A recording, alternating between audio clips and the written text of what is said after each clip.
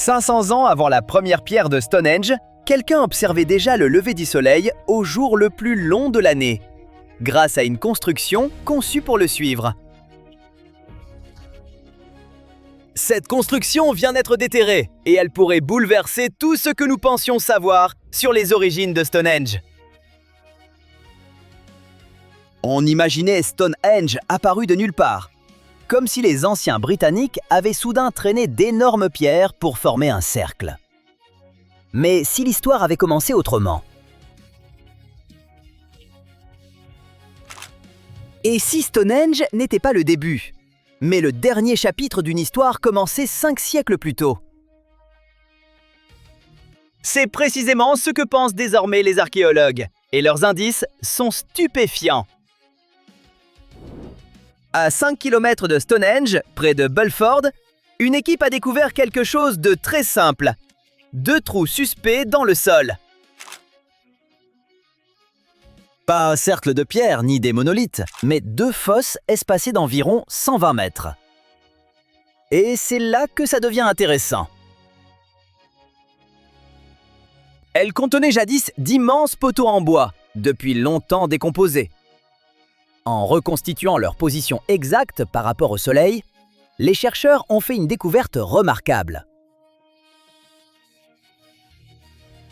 Les poteaux visaient exactement le soleil levant au solstice d'été et couchant au solstice d'hiver. Cette orientation vous semble familière? C'est normal. Stonehenge reproduit exactement le même alignement solaire des siècles plus tard. Grâce à la datation au carbone 14, qui mesure la désintégration du carbone dans la matière organique, les scientifiques ont établi que ces poteaux avaient été plantés il y a environ 5000 ans. Soit 500 ans avant les pierres emblématiques de Stonehenge. Autrement dit, on suivait déjà le Soleil avec une incroyable précision. Un demi-millénaire avant le monument actuel. Les archéologues parlent de l'une des découvertes majeures de leur carrière. Non seulement pour ce qu'elle révèle, mais surtout pour son ancienneté. Jusqu'ici, notre vision de l'astronomie solaire en Grande-Bretagne reposait presque entièrement sur Stonehenge et quelques monuments contemporains. Cette découverte repousse nettement la chronologie. L'obsession du Soleil aurait commencé bien plus tôt. Et le site ne se limitait pas à 2 poteaux dans un champ vide. Les archéologues y ont trouvé des fragments de poterie, des os, du charbon et des silex travaillés. Preuve de rassemblements réguliers, sans doute lors de fêtes saisonnières liées au solstice. Parmi ces objets figurait un couteau rare en forme de disque. Il aurait été déposé volontairement, peut-être pour symboliser le soleil. Imaginez, il y a 5000 ans, des gens se réunissaient exactement ici pour marquer le cycle des saisons, avec un objet solaire au cœur d'un possible rituel.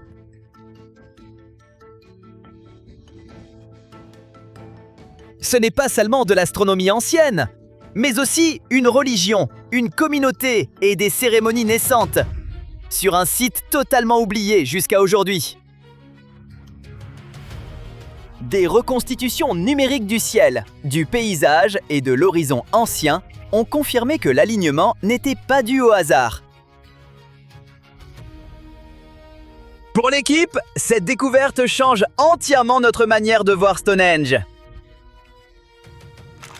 Ce n'était pas un monument isolé apparu de nulle part, mais l'aboutissement d'une longue relation entre les premières communautés, leur territoire et le ciel.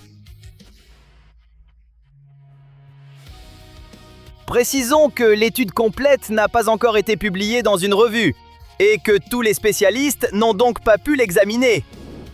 Des experts extérieurs jugent la découverte passionnante, tout en rappelant que le tableau reste incomplet. Alors, pourquoi est-ce si important?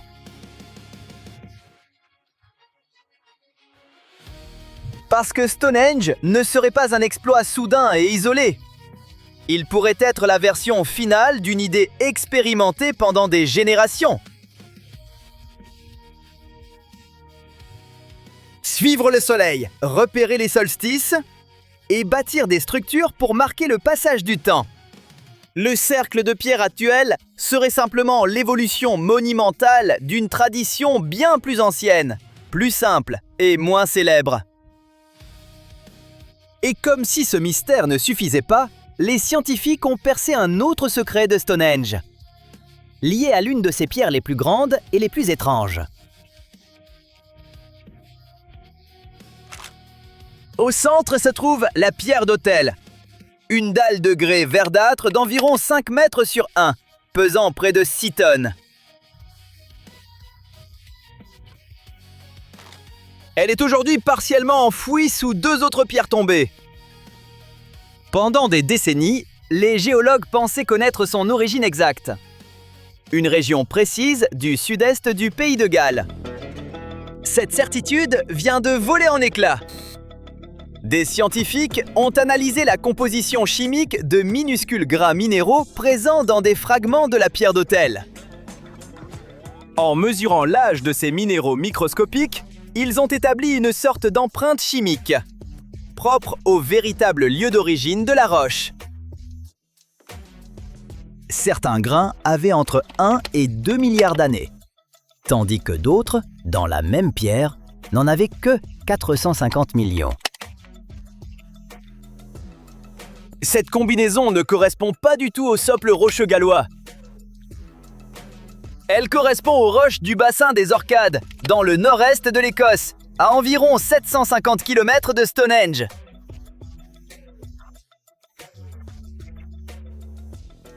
Prenez un instant pour y penser. Une pierre de 6 tonnes a parcouru près de 800 km, sans moteur, sans roue adaptée, ni aucune infrastructure moderne. Et tout cela s'est produit il y a environ 4600 ans. Alors, comment a-t-elle bien pu arriver jusque-là? Elle aurait voyagé par bateau. La transporter par voie terrestre sur des centaines de kilomètres de terrain accidentés et boisés aurait été épuisant. Longer les côtes britanniques par mer paraît bien plus réaliste.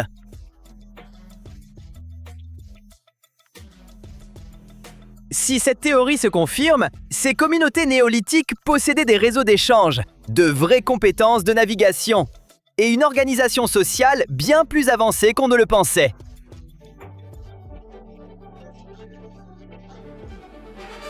Mais l'histoire devient encore plus folle. Certains chercheurs pensent que les humains n'ont peut-être pas fait tout le travail, au sens propre. Les glaciers auraient aidé.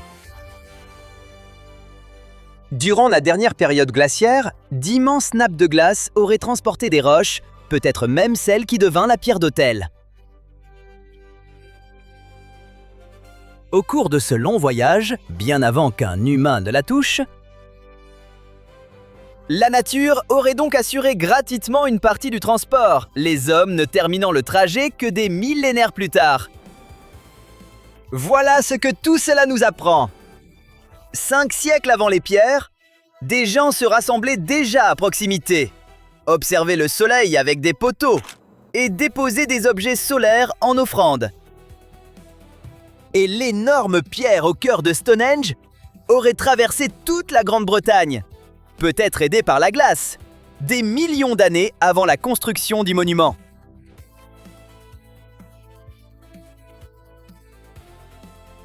Stonehenge a toujours été présenté comme un mystère isolé. Mais plus les chercheurs creusent, au sens propre, plus il devient clair qu'il ne s'agit pas d'un instant figé. C'est le résultat de siècles de curiosité pour le ciel, les saisons et le soleil, nourris d'idées et de traditions bien antérieures aux pierres que nous connaissons.